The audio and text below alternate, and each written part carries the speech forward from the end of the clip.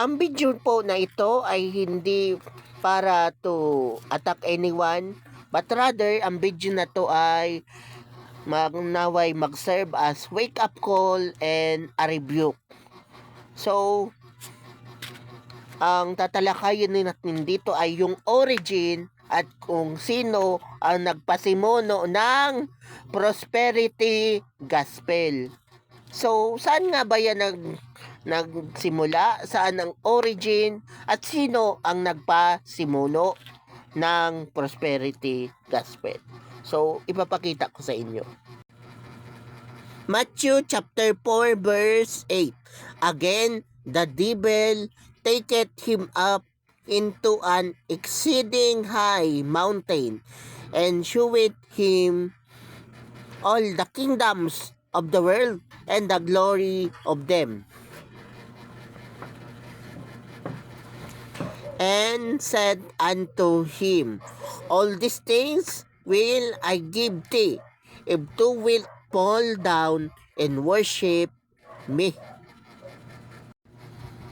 So, ang context ng passage na to ay yung panahon ng tinetempt ni Satanas si Jesus.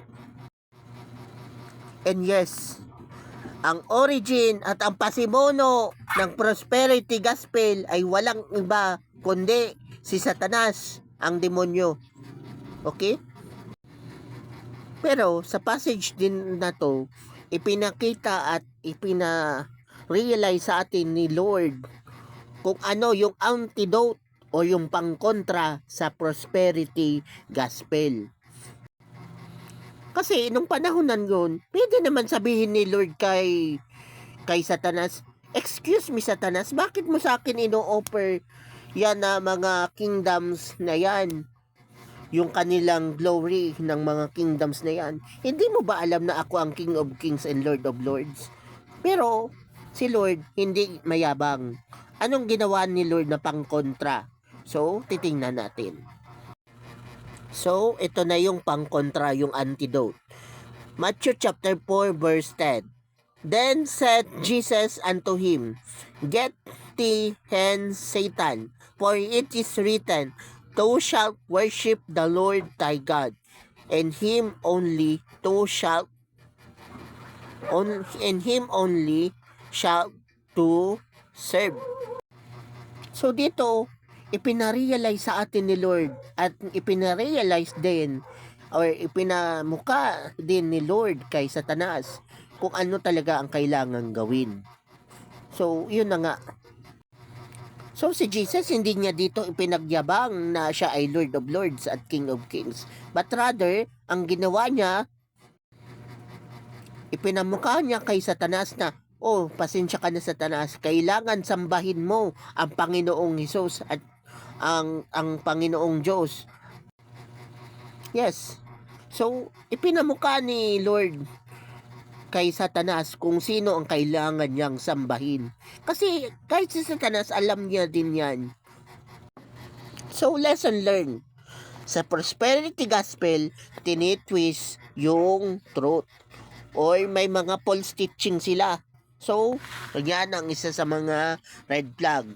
At sa prosperity gospel, nakapokus lang sa blessing. And mostly, material blessing.